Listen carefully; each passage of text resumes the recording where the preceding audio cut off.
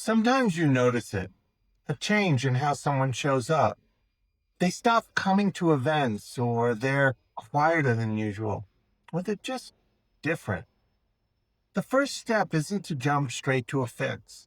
It's to understand why the change happened and whether your efforts are making a difference.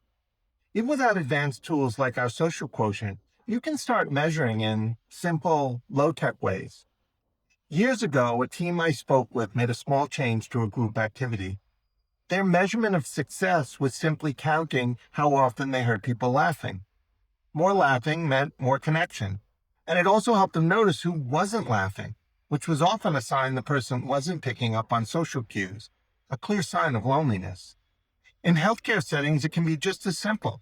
If your team connects with patients by phone, whether to schedule, check in, or offer support, come up with a simple way to start noticing the quality of those conversations over time, like a checkbox if the patient shares something about themselves that's not directly tied to the reason for the call, or just measuring the length of the call.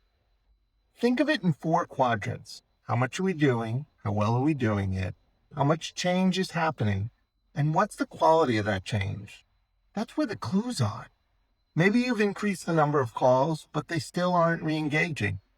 That tells you quantity alone isn't enough. You need to shift the quality of interaction. The goal is to connect the dots between what's happening in their life, a health change, a loss, a new limitation, and the behavior you're seeing.